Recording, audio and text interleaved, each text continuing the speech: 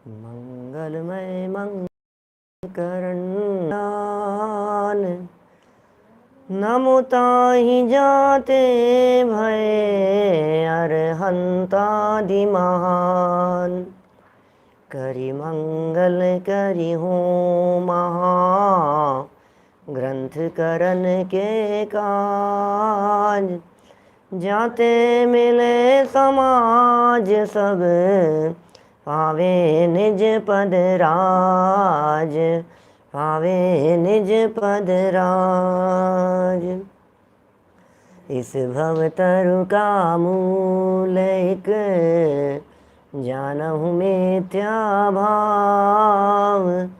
ताको करि निर्मूल अब करिए मोक्ष उपाव। करिए मोक्ष उपाव। मोक्ष मार्ग प्रकाशक नामक ये ग्रंथ आचार्य कल्प पंडित प्रवर टोडरमल जी साहब की अनुपम रचना। एक एक वाक्य पंडित जी साहब की चिंतन की गहराइयों से निकला है।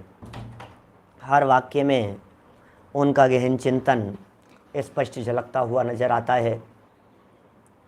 यहाँ निश्चयावासी जीव की चर्चा करते हुए पंडित जी कह रहे थे, शुद्ध चिंतन करता है और अपने आप को परमात्मा रूप अनुभव करता है, ऐसा मानता है। ब्रह्म रूप अनुभव करता है, ब्रह्म रूप चिंतन करता है, ऐसा कहता है। परद्रव्य के चिंतन से बंध जाऊंगा मैं तो, इसलिए आत्मा का ही चिंतन करता हूँ। बस आत्मा का ही करो, आप तो आत्मा का ही चिंतन करो। तो टोडरमल जी ने कहा, भैया तू आत्मा का चिंतन करेगा तो एक बात तो बता कि आत्मा के चिंतन में छद्मस्त जीव का उपयोग लंबे समय तक रहता नहीं है। अरे साक्षात चार ज्ञान के धारी गणधरों का उपयोग भी जब एक आत्मा में रहता नहीं है, लगातार नहीं रहता है, तो तू तो साधारण सा गृहस्थ है, तेरा उपयोग कैसे रह जाएगा? देखा नहीं साहब, ऐसा है में तो आत्मा के चिंतन में आनंद आता है और उसको आत्मा का अनुभव समझ लेता है। और राजा जिस तरह से कोई व्यक्ति अपने आप को मान लेवे, भ्रम से ही हो गरीब दरिद्री अपने आप को राजा मान लेवे। कहते हैं जगत में कहावत भी है इस तरह की, मानने को तो राजा साहब हो, आप मान लो कुछ भी, मानने में तो कुछ भी मान लो। मानने में क्या है? मानने में कोई पैसे थोड़ी ना लगते हैं। जैसे आपने वो प्रसंग चर्चा कभी सुनी होगी, किसी एक लड़के ने दूसरे लड़के से कहा, यार मैं अमेरिका जाने की सोच रहा हूँ, कितने पैसे लगेंगे? तो दूसरे ने पलट करके जवाब दिया, सोच ले खूब सोच ले, सोचने के पैसे नहीं लगते। क्या मैं ये सोच रहा हूँ, तो सोचने में कितने पैसे लगते हैं? सोचने में कितना खर्चा होता है? सोचने में तो कुछ नहीं होता है। सोच लो आप, मैं आत्मा हूँ, मैं परमात्मा हूँ, मैं भगवान हूँ, मैं सिद्ध हूँ, सोच लो आप। तो यहाँ कितना सुंदर पंडित जी ने व्यवस्थित बात कही कि भ्रम से अपने आप को सिद्ध समान मान करके और ऐसा समझता है मैं तो परमात्मा हो गया हूँ, जबकि उसके सच्चा आनंद नहीं है, सच्ची वीतरागता नहीं है। क्योंकि सच में जो वीतरागता और जो आनंद रूप दशा होती है उसमें आकुलता नहीं होती। सच्चा आनंद तो वीतराग भाव होने पर होता है। राग भाव नहीं हो, वीतराग भाव हो, कषाय भाव नहीं हो, रागादिक का अभाव हो, रागादिक की हीनता हो, तब माना जाए कि उसके जो आनंद है वो सच्चा आनंद है। वर्तमान में जो निश्चयवासी जीव जिस आनंद की बात करता है वो आनंद तो काल्पनिक आनंद है, वो आनंद तो भ्रम रूप आनंद है, वो आनंद तो विकल्पात्मक आनंद है। अरे विकल्पों में आनंद सच्चा नहीं होता, विकल्पों से पेट नहीं भरा करता, विकल्पों से भूख नहीं मिटा करती। भोजन के बारे में कितना विकल्प करें, भोजन के बारे में कितना चिंतन करें कि हमारा पेट भर जावे, कितना भी चिंतन कितना भी विकल्प भोजन के संबंध में करते रहो, लेकिन पेट भरने वाला नहीं है। ठीक इसी प्रकार हे जीव, हम तुझे क्या कहें, भव्य कहते भी नहीं बनता है, लेकिन भव्य कह रहे हैं हम तो। हे भव्य जीव सुन, आत्मा के चिंतन से आत्मा का अनुभव नहीं होता है। इनका सौगानी जी का वाक्य है ना, चैतन्य का चिंतन भी चैतन्य के आनंद को जलाता है। क्या चैतन्य के चिंतन के काल में भी चैतन्य का अनुभव नहीं होता। चैतन्य का चिंतन भी जब तक रहता है वो विकल्पात्मक चिंतन भी आनंद की अनुभूति नहीं होने देता।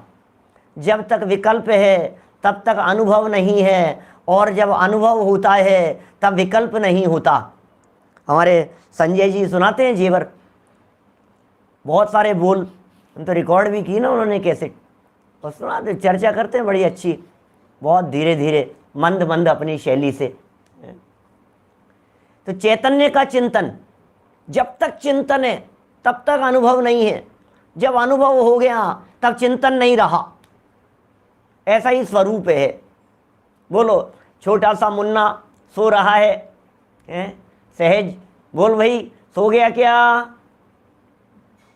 बोलते हाँ। नींद आ गई क्या? कि हाँ आ गई।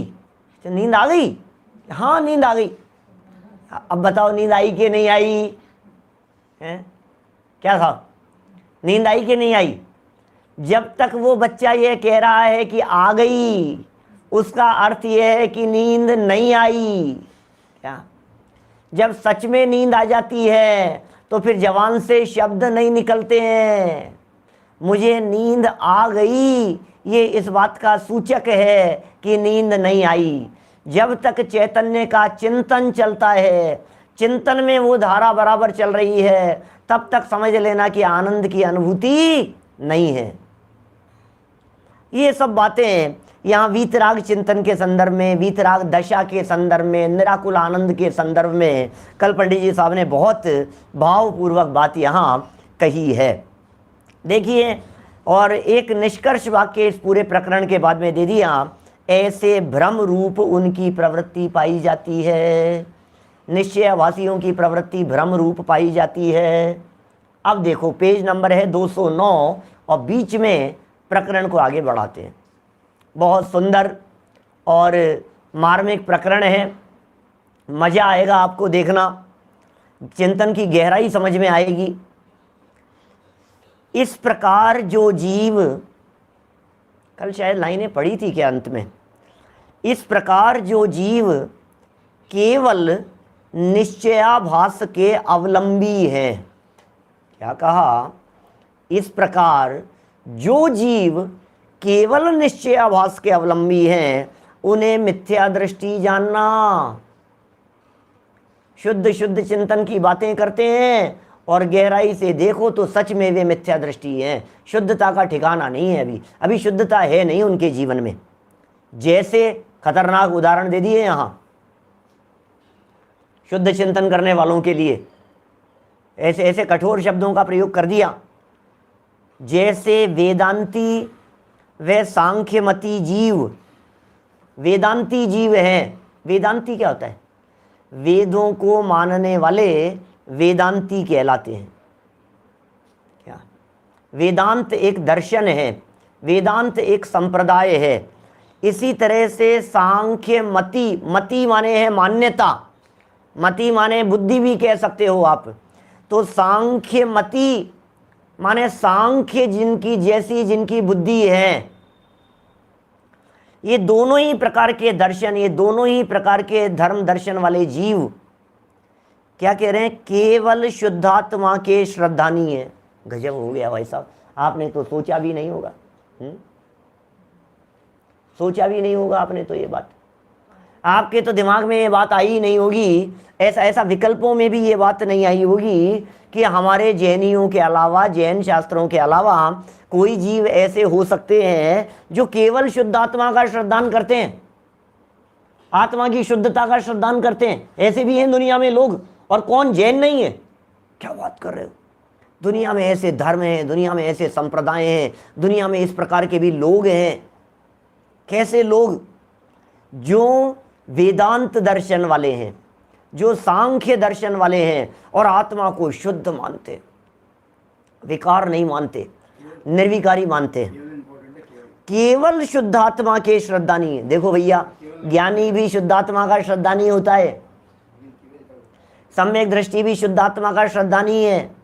हमारे मुनिराज अरहंत भगवान भी शुद्ध आत्मा के श्रद्धानी है, लेकिन यहाँ क्या कह रहे हैं, केवल ओनली शुद्ध आत्मा के श्रद्धानी है, उसी प्रकार इन्हें भी जानना।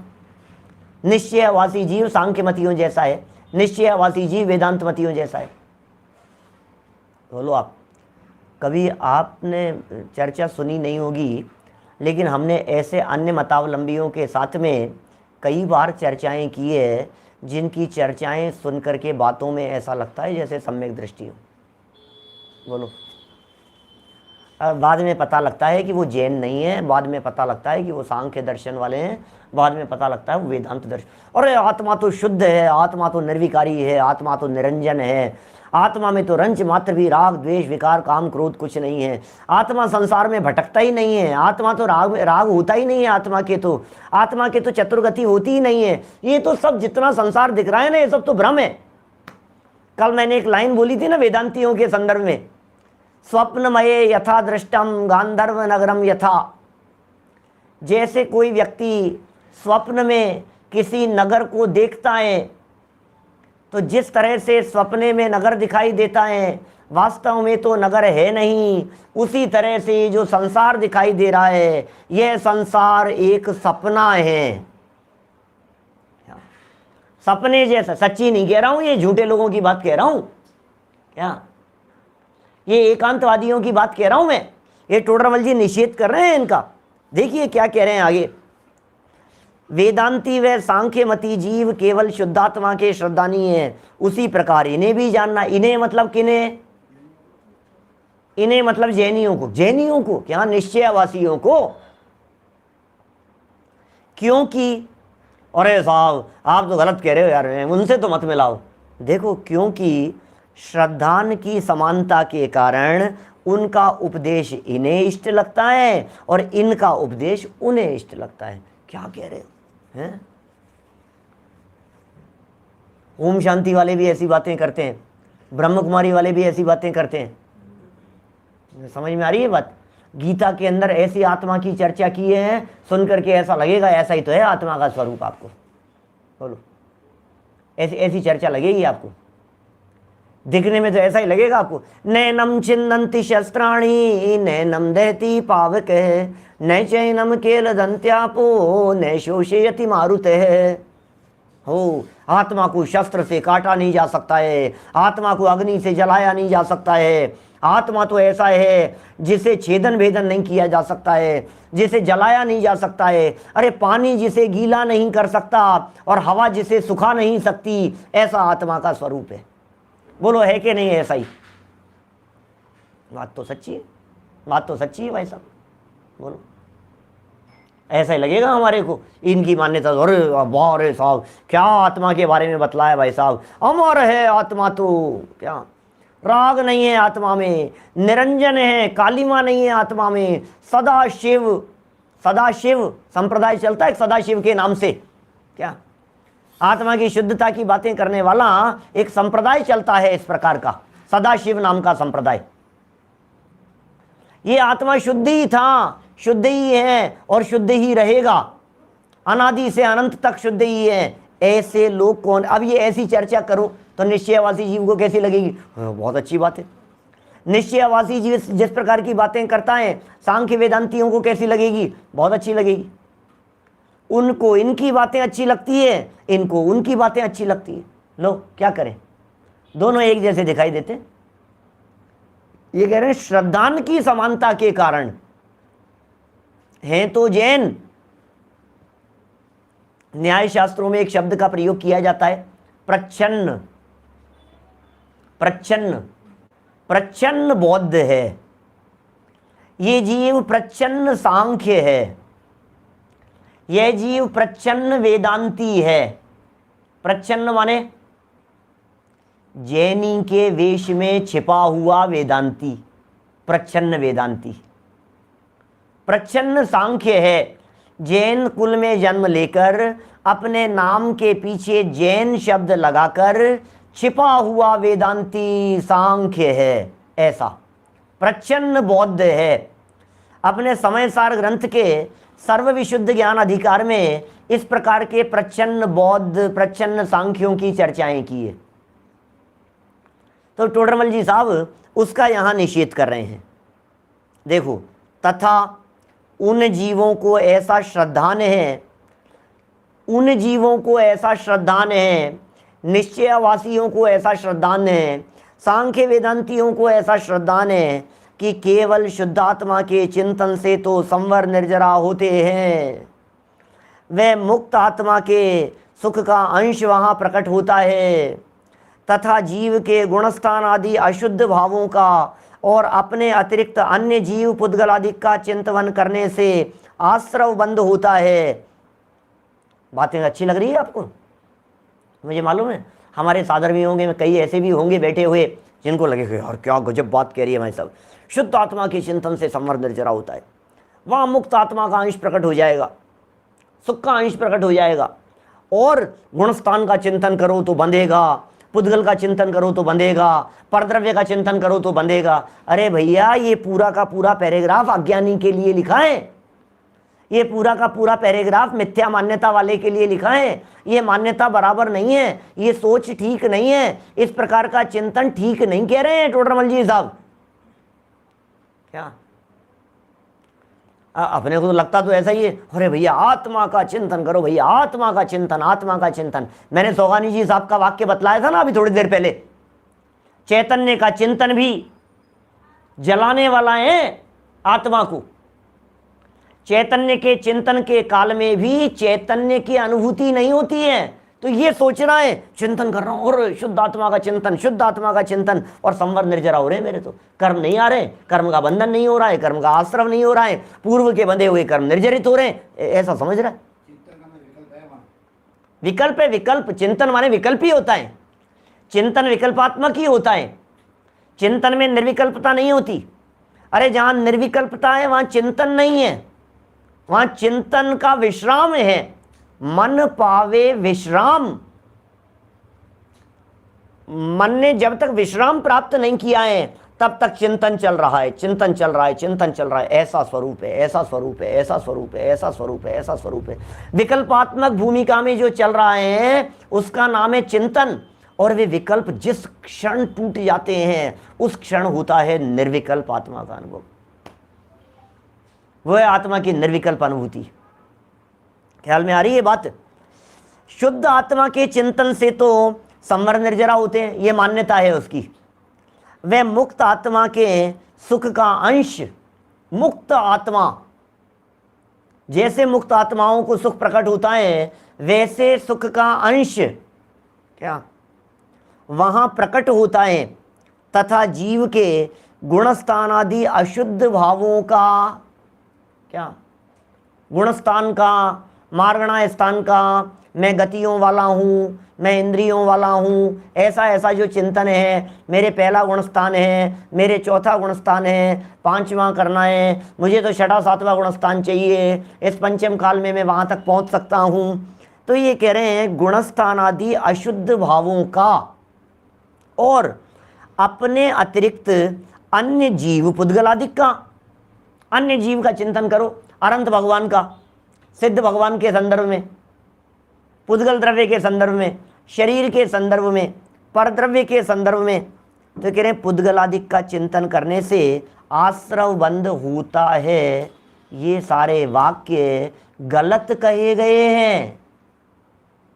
यार क्या बात कर रहे हो, वाक्यों को पढ़ा था तो ऐसा लग रहा था ये तो सब सही है, इसमें क्या गलत है बोलो?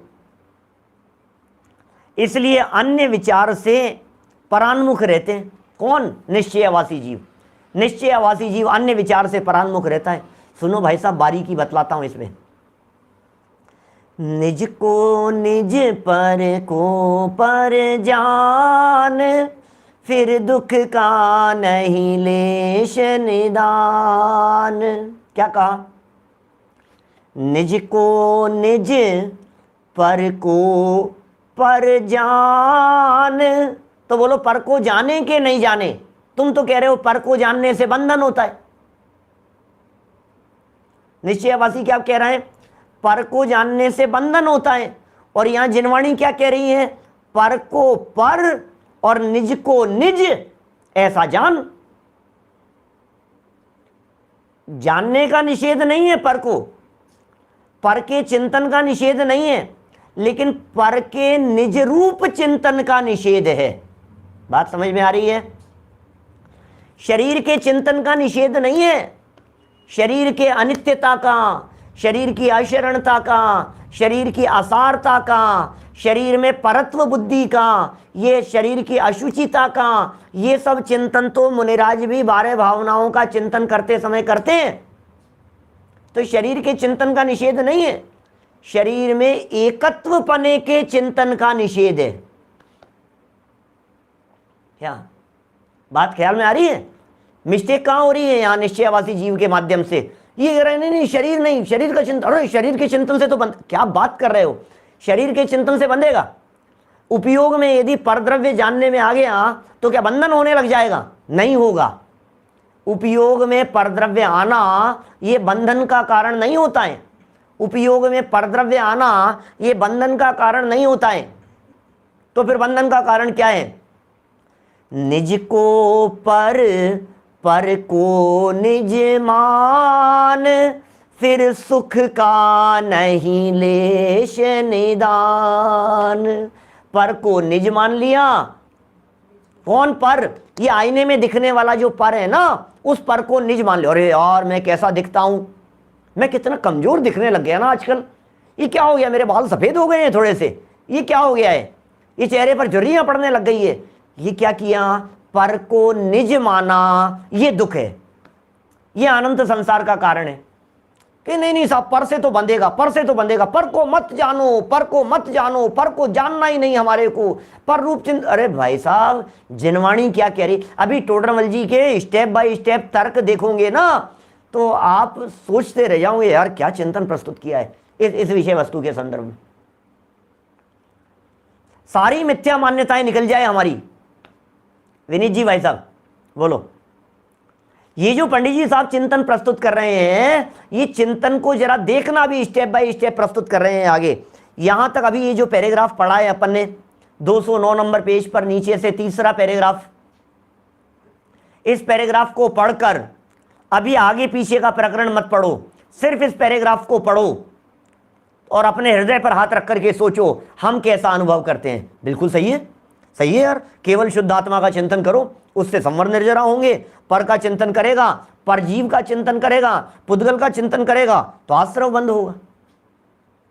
बोलो हम मोटा मोटा सोचना, जरा अपने बुद्धि पर थोड़ा सा जोर डालकर इसको सोचने का प्रयत्न करना, क्या हम ऐसे नहीं हैं? क्या इस प्रकार की भूल हमारे अंदर भी है क्या?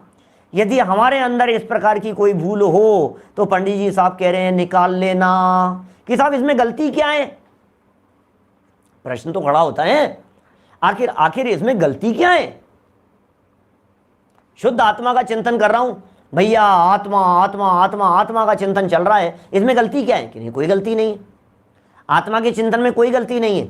लेकिन तू परद्रव्य के चिंतन में गलती बतला रहा है, वो गलती है।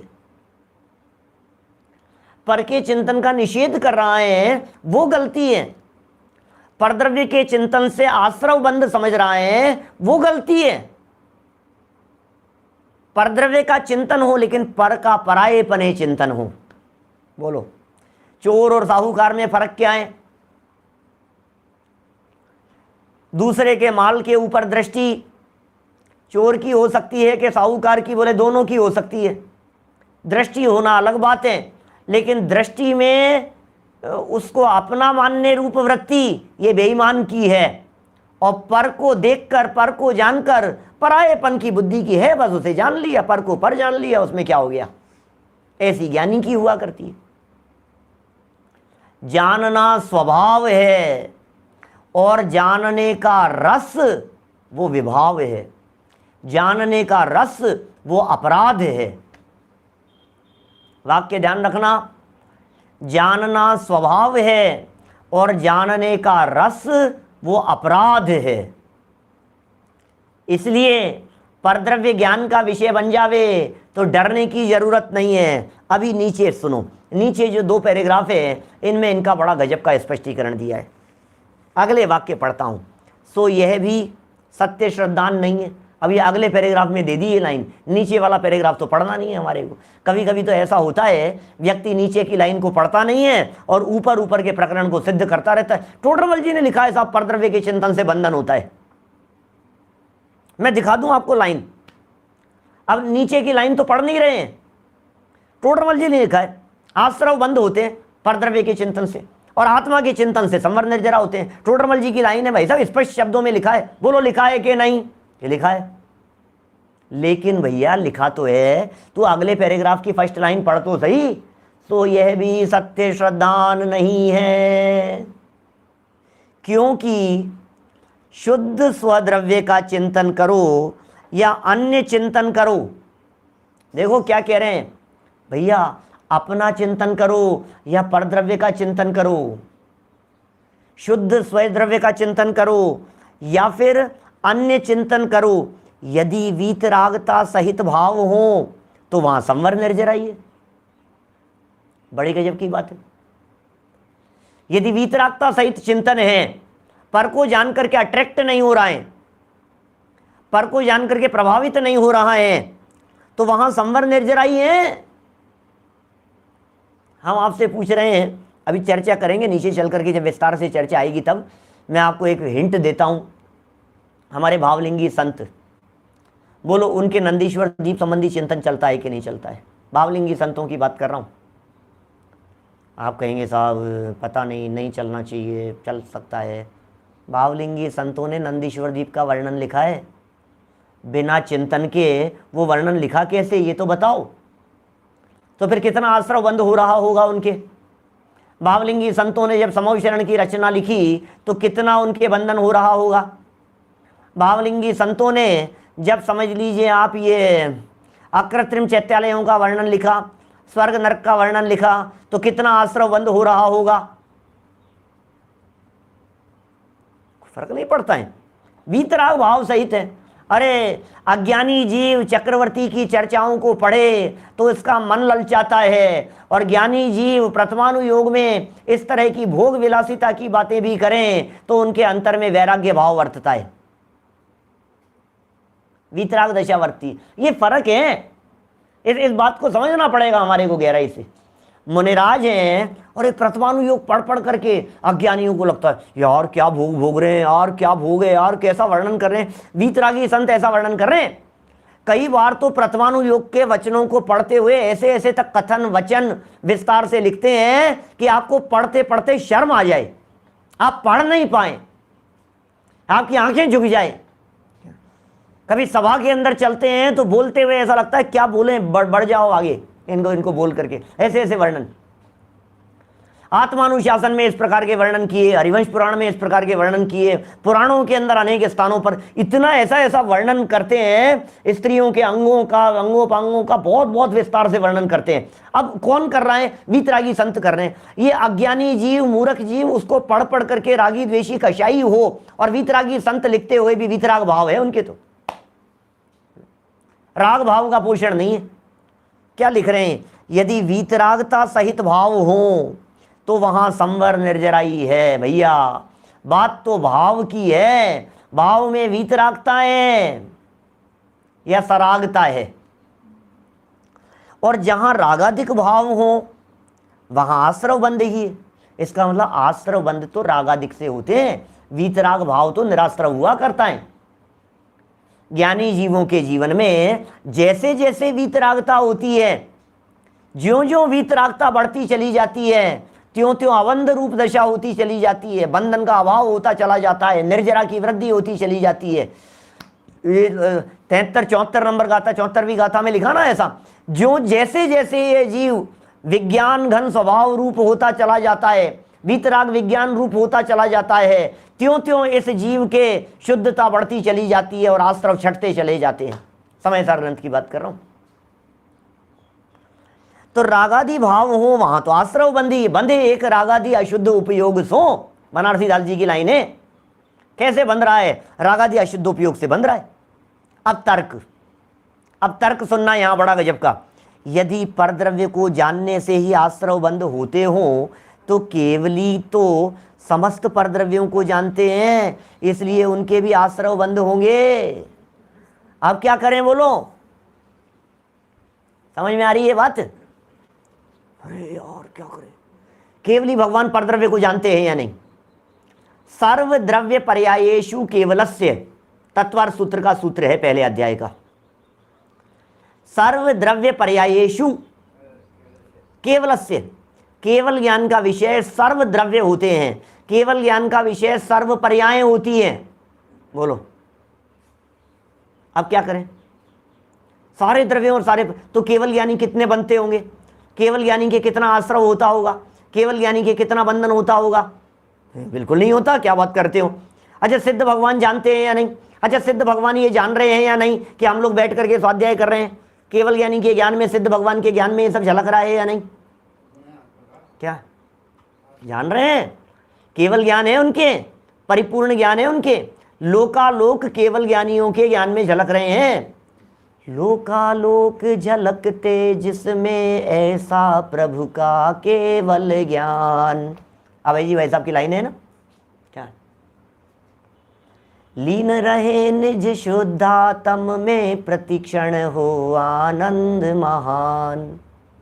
सकल गेय गायक तदपि, दौलत राम जी की स्तुति है। सकल गेय गायक तदपि निजानंद रसलीन। सकल गेय गायक होते हुए निजानंद में रसलीन कैसे हो सकते हैं? बोलो प्रेमचंद जी भाई साहब, केशव राय पाटन वाले हैं। वो सोचो जरा, कल्पना करना है एक बार। परद्रव्य का चिंतन होते हुए, परद्रव्य ज्ञान का विषय बनते हुए, सकल गेयों के गायक होते हुए भी अपने आत्मा में लीन कैसे हो सकते हैं? और अपने आत्मा में लीन होते हुए लोकालोक ज्ञान का विषय कैसे बन सकता है? और यदि लोकालोक ज्ञान का विषय बन रहा है तो क्या उससे आश्रव बंद अनंत भगवान के, सिद्ध भगवान के हो रहा है क्या, कि नहीं हो रहा है? इसका मतलब यह है अरहंत भगवान के लोकालोक को जानते हुए भी आश्रव और बंध नहीं होता। इसका मतलब परद्रव्य का ज्ञान मात्र बंधन का कारण नहीं होता। अब सुनो, अभी अभी बात खत्म नहीं हुई है। अभी तो बातें तर्क एक के बाद एक, स्टेप बाय स्टेप ऐसे देने वाले हैं टोडरमल जी साहब। जब तक हमारे हृदय से ये कंसेप्ट पूरा क्लियर नहीं हो जाए हृदय में, तब तक टोडरमल जी साहब आगे नहीं बढ़ेंगे। जब ये बात कही, केवलियों के बारे में बात कही, अनंत सिद्ध भगवान के बारे में बात कही, और ये कहा कि लोकालोक को जानते हुए भी उनके आश्रव बंद मानने का प्रसंग आएगा, ऐसी जब बातें कह दी तो तुरंत ये कहता है अरे नहीं नहीं, हम तो उनकी बात नहीं कर रहे हैं, अनंतों की बात नहीं कर रहे, सिद्ध भगवान की बात नहीं कर रहे। वो तो भगवान बन गए यार। भगवान बनने के बाद तो कुछ भी जानो, क्या फर्क पड़ता है? उनको थोड़ी ना आश्रव बंद होगा, भगवान बनने के बाद में नहीं होगा। तो फिर नहीं, छद्मस्त क्यों होता है? छद्मस्त, अरे भाई वो तो भगवान हो गए हैं, परमात्मा के थोड़ी ना फर्क पड़ता है। वो तो दृढ़ हो गए हैं, मजबूत हैं, उनके फर्क नहीं पड़ता। छद्मस्त जीवों के फर्क पड़ता है। फर्क तो नीचे गुणस्थान वालों के पड़ता है। नीचे गुणस्थान वाला यदि पर को जानेगा तो बंधेगा, और आत्मा को जानेगा तो संवर निर्जरा होगी। हाँ यार, प्रश्न तो समझ में आ रहा है। तो टोडरमल जी कह रहे हैं सुन, अभी आगे सुन हमारी बात। अगला वाक्य देख। फिर वह कहता है माने कौन? निश्चयवासी। वह कहता है माने कौन? ये एकांतवादी। वह कहता है माने कौन? पर को जानने से बंधन नहीं होता, ऐसा कहने वाला नादान निश्चयवासी जीव। वह कहता है। देखो टोडरमल जी की भाषा शब्दों से पकड़ में आ जानी चाहिए। टोडरमल जी की शैली से हमारा परिचय हो जाना चाहिए। ये टोडरमल जी की स्टाइल है कहने की। वह कहता है मतलब अज्ञानी की बात, तू मानता है माने अज्ञानी की बात, तू ऐसा कहेगा माने अज्ञानी की बात। ये शैली है दूसरे व्यक्ति के लिए बात करते समय। फिर वह कहता है कि छद्मस्त के तो परद्रव्य चिंतन से आश्रव बंद होता है, केवल ज्ञानी के तो नहीं होता। भैया आपने केवलियों की बात कही है, सर्वद्रव्य पर्यायेषु केवल से कहा है आपने, वो बात तो समझ में आ गई। लेकिन छद्मस्त जिनके ज्ञानावरणी कर्म का आवरण है, दर्शनावर्णी का आवरण है। जिनके ज्ञानावर्णी दर्शनावर्णी अंतराय कर्म के उदयजन्य दशाएं दिखाई देती हैं, उनके तो होगा भैया, उनके तो परद्रव्य के चिंतन से आश्रव बंद होता है। सो भी नहीं है, सो भी नहीं है। रमल जी क्या कह रहे हैं? क्योंकि शुक्ल ध्यान में भी मुनियों को छहों द्रव्यों के द्रव्य गुण पर्यायों का चिंतन होने का निरूपण किया है। लो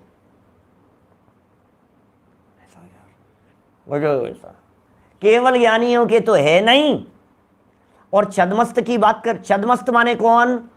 जिन्हें केवल ज्ञान नहीं है वे सब छद्मस्त कहलाते हैं।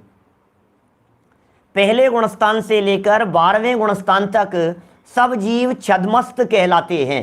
पहले गुणस्थान से 12वें गुणस्थान तक सब छद्मस्त हैं। हाँ सुनना, एक अगला वाक्य, छद्मस्त ज्ञानी माने चौथे से 12वें तक। छद्मस्त ज्ञानी कह दिया तो चौथे गुणस्थान से 12वें गुणस्थान तक, और छद्मस्त जीव कह दिया तो पहले गुणस्थान से 12वें गुणस्थान तक। फर्क ख्याल में आ गया? छद्मस्त जीव है भैया, ये छद्मस्त जीव है। निगोदिया जीव कैसे हैं? छद्मस्त है, आवरण सहित है, सब संसारी। जब तक अरंत दशा नहीं हुई है उसके पहले पहले सर्व संसारी जीव छद्मस्त हैं। लेकिन छद्मस्त ज्ञानी चौथे से 12वें गुणस्थान तक। अब ये कह रहे हैं छद्मस्त के भी शुक्ल ध्यान में, शुक्ल ध्यान में का मतलब, शुक्ल ध्यान क्या होता है? शुक्ल ध्यान होता है, देखो, परे मोक्ष हेतु। धर्म ध्यान और शुक्ल ध्यान ये दोनों ध्यान मोक्ष के कारण है, बराबर। अब जो धर्म ध्यान है ये होता है चौथे गुणस्थान से 7वें गुणस्थान तक, और जो शुक्ल ध्यान होता है ये होता है 8वें गुणस्थान से 14वें गुणस्थान तक। कदाचित 7वां भी स्वीकार करें तो 7वें गुणस्थान की सातिशय अप्रमत्त दशा, जो श्रेणी चढ़ना शुरू कर दिया। श्रेणी के गुणस्थान जो होते हैं ना 8, देखिए कोई बात नहीं, हाँ थोड़ा थोड़ा सा ये नेट की प्रॉब्लम हुई कुछ। देखिए क्या कह रहे हैं, हम बात कर रहे थे आपसे शुक्ल ध्यान के संदर्भ में। शुक्ल ध्यान होता है 8वां गुणस्थान, 9वां गुणस्थान, 10वां गुणस्थान, ये सब शुक्ल ध्यान के गुणस्थान हैं। तो शुक्ल ध्यान के इन गुणस्थानों के काल में, माने 8वें 9वें 10वें गुणस्थान के काल में भी मुनिराजों को मुनि अवस्था में है तो शुद्धोपयोग का काल, लेकिन छहों द्रव्यों के द्रव्य गुण पर्यायों का चिंतन होने का निरूपण किया है। लो क्या कह रहे हैं? द्रव्य गुण पर्यायों का चिंतन निरूपण किया है। अरे भाई साहब, पहले भी चली थी अपनी चर्चा, अर्थ संक्रांति है, व्यंजन संक्रांति, योग संक्रांति, तत्वार्थ सूत्र के सूत्र पढ़ो जरा 9वें अध्याय में, जहां शुक्ल ध्यान का प्रकरण दिया है वहां विषय स्पष्ट होगा आपको। वहां भी उपयोग चलता है, उपयोग चंचल है, उपयोग चलायमान है, और चलायमान उपयोग के काल में भी उनके आश्रव बंद नहीं है। अर्थ व्यंजन योग संक्रांति की चर्चा है, और अलग अलग कौन से गुणस्थान में कैसा, पहला शुक्ल ध्यान के भेद में क्या होगा, दूसरे शुक्ल ध्यान के भेद में क्या होगा, तीसरे में क्या होगा, चौथे में क्या होगा, सब चर्चाएं हैं वहां विस्तार से, और उनकी टीकाओं के अंदर विस्तार से। फिर ये कहता है अरे नहीं 8वें वाले का तो मान लिया, 8वें से ऊपर वाले तो चलो शुद्धोपयोगी हो गए हैं, उनके तो नहीं होता, हम तो नीचे के गुणस्थानों की बात कर रहे हैं। वो यदि परद्रव्य का चिंतन करेंगे तब तो बंधेगा ना पंडित जी। कहां से बात कर रहे हैं? पहले अरंत सिद्ध से बात की, फिर अरंत सिद्धों को कहा रहे तो भगवान है, उनकी नहीं, नीचे उतरो छद्मस्त की बात करो। तो कहा छद्मस्त जीव शुक्ल ध्यानी, और नहीं शुक्ल ध्यानी तो, अरे शुक्ल ध्यानी की क्या बात कर रहे हो पंडित जी, शुक्ल ध्यानी तो अंतर्मुख में केवल ज्ञान लेने वाला है, उसके तो कदम बढ़ गए। शुक्ल ध्यान में जो जीव शपक श्रेणी वाला है, शुक्ल ध्यान में जो जीव शपक श्रेणी वाला है वो जो सेकंडों के भीतर केवल ज्ञान लेने वाला है, इसलिए शुक्ल ध्यानियों की बात मत करो, श्रेणी चढ़ने वालों की बात मत करो, श्रेणी चढ़ने वालों से नीचे उतर करके बात करो। वो यदि परद्रव्य चिंतन या पर को जानेगा तो आश्रव बंद होंगे, ऐसा अनुशिष्य कहा। तो टोडरमल जी आगे कहते हैं, और अवधि मने पर आदि में परद्रव्य को जानने ही की विशेषता होती है। अब क्या कहना है आपका, बोलो। मने पर यह ज्ञान कौन से गुणस्थान में होता है? मने पर यह ज्ञान का सद्भाव छठे सातवें गुणस्थान के काल में, नियम से छठे सातवें गुणस्थान में, और मने पर यह ज्ञान का उपयोग नियम से छठे गुणस्थान के काल में।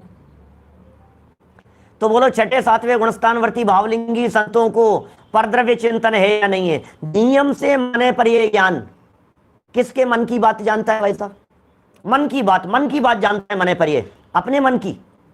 अरे अपने मन की बात को जानने वाले को मने पर ये कहेंगे तो हम सब मने पर ये ज्ञानी हो जाएंगे। दूसरे के मन की, तो पर की जान रहा है ना, पर की, परद्रव्य को जान रहा है ना, क्या दूसरे के मन की बात को जान रहे हैं? कौन? छठे सातवें गुणस्थानवर्ती भावलिंगी संत। क्या बात कर रहे हो आप? अवधि ज्ञान तो जानता ही परद्रव्य को है। लो क्या कहना है आपको? अवधि ज्ञान का तो विषय तत्वार सूत्र पहले अध्याय में लिखा, रूपिष्ववधे, रूपिषु अवधे, रूपी पदार्थों को जानना अवधि ज्ञान का विषय है। अनंत भागे मनः पर्ययस्य, और उन रूपी पदार्थों को जानते हुए उनके अनंत में भाग को जान लेना, ये मनः पर्यय ज्ञान का विषय है। तद अनंत भागे मनः पर्ययस्य, रूपी पदार्थों को जानना अवधि ज्ञान का विषय, और तद अनंत भागे मनः पर्ययस्य, पुद्गल द्रव्य को ही जानता है अवधि ज्ञान। अवधि ज्ञान जीव द्रव्य को नहीं जानता, अवधि ज्ञान धर्मादिक द्रव्यों को नहीं जानता। क्या? अवधि ज्ञान सिर्फ और सिर्फ पुद्गल द्रव्यों को जानता है। प्रश्न कितना सुंदर, शिष्य ने कहा और नीचे गुणस्थानों में उतरो, और नीचे उतरो। कहां तक उतारोगे आप? तुम्हें लगता है पर का चिंतन आश्रव बंध का कारण है, पर ज्ञान का विषय बनना आश्रव बंध का कारण है, तो क्या आप मने पर यह ज्ञान को बंध का कारण, आश्रव का कारण मानते हो? मने पर यह ज्ञान को, ज्ञान तो स्वभाव है भैया, आत्मा का स्वभाव है, वो कैसे आश्रव बंध का कारण हो सकता है? कितनी गजब का चिंतन प्रस्तुत किया है जी साहब ने। ऊपर वाला पैराग्राफ पढ़ रहे थे भाई साहब, आइए, ऊपर वाला पैराग्राफ पढ़ रहे थे तो हमारी फीलिंग में ये बात आई, पर आत्मा का चिंतन, आत्मा को जानो बस। अब बातें हमने पढ़ रखी है शास्त्रों के आधार से, हमें ऐसा लग रहा है आत्मा आत्मा आत्मा का आत्मा। अरे भाई, आत्मा को आत्म रूप से अनुभव करो और पर को पराय रूप से अनुभव करो, बस बात खत्म। इसमें क्या है? पर को पर जानो। जब ये कहा जीव जुदा पुद्गल जुदा, यही तत्व को सार, तो पुद्गल आएगा के ख्याल में? जीव जुदा पुद्गल, जीवो अन्य प्रश्न्य यदन्यत उच्यते किंचित सोस्तु तस्यैव विस्तरेः। एक बार इष्टोपदेश के इन दो पंक्तियों के ऊपर मोना शिविर में चलाया था मैंने देवलाली में, रिकॉर्डिंग होगी, हुए 5-7-8 प्रवचन थे, और बाकी जो कुछ और है यहीं को विस्तार। तो बोलो ज्ञानी जीव क्या कर रहा है? क्या बोलो? जीव और पुद्गल को जुदा जुदा जान रहा है कि नहीं? जुदा जुदा जानने के बाद में क्या करना है? जीव जुदा है और पुद्गल जुदा है, इनमें से जीव वाली जो पार्टी है वो मैं हूं, और जो पुद्गल वाली पार्टी है जो रूपी पदार्थ है वो मैं नहीं हूं। बस जानना, परद्रव्य का जानना, वो बंधन का कारण मानकर परद्रव्य के चिंतन से उदासीन होता है, ये निश्चयवासी जीव है। 3 तर्क यहां दे दिए गए, पर को जानना आश्रव बंध नहीं है, इस बात को सिद्ध करते हुए, जिसमें पहला तर्क केवल के आधार पर दिया, दूसरा छद्मस्त शुक्ल ध्यानियों के आधार पर दिया, और तीसरा तर्क अवधि और मने पर्यय ज्ञानियों के आधार पर दिया। 3 तर्क प्रस्तुत कर दिए। तथा अब आगे कुछ मार्मिक लाइन है, मैं इसका वर्णन विस्तार से कल करूंगा। ये पता है क्या कह रहे हैं?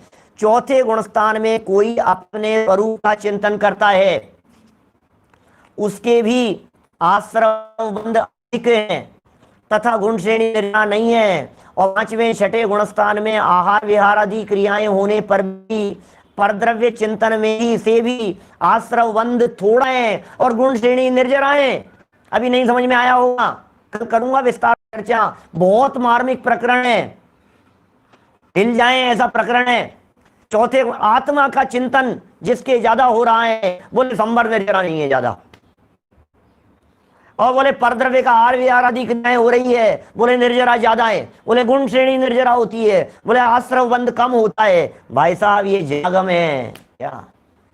महावीर जी ऐसा बड़ी गजब की चर्चाएं हैं, उपयोग को एकाग्र करके समझना पड़ेगा। इस विषय की गहराई की चर्चा हम कल यथा समय करेंगे। अभी की बात को हम इसी भावना पूर्वक विराम दे रहे हैं कि परद्रव्य चिंतन बंध का कारण नहीं है, पर में एकत्व बुद्धि वो आश्रव बंध का कारण है। हम पर में परत्व बुद्धि और अपने में अपने बुद्धि रखते हुए अपने जीवन में मोक्ष मार्ग को आगे बढ़ाते हुए अल्पकाल में सिद्धत्व की प्राप्ति करें, इसी भावना से विराम देता हूं। दोपहर में चर्चा चल रही है अपनी बहुत सुंदर क्रमबद्ध की, कल से चालू की थी, कल पहली क्लास थी। बहुत सुंदर मार्मिक चर्चा, आद्योपांत ग्रंथ का स्वाध्याय, पुस्तक का स्वाध्याय, बड़ी सुंदर चर्चा तर्क और न्याय के आधार पर। ठीक 3:30 बजे से क्षत्र चूड़ामणि और 4:20 से हम तुरंत आगे प्रारंभ कर देंगे क्रमबद्ध पर्याय की चर्चा को। और रात्रि में आज 8 बजे चल रही है चर्चा, चलेगी वो प्रोषदोपवास की। चलिए जनवाणी। निज निधि निज में बताई, यह अनंत उपकार है, उसके लिए जिन वाणी माँ को वंदना शत बार है, वंदना शत बार है।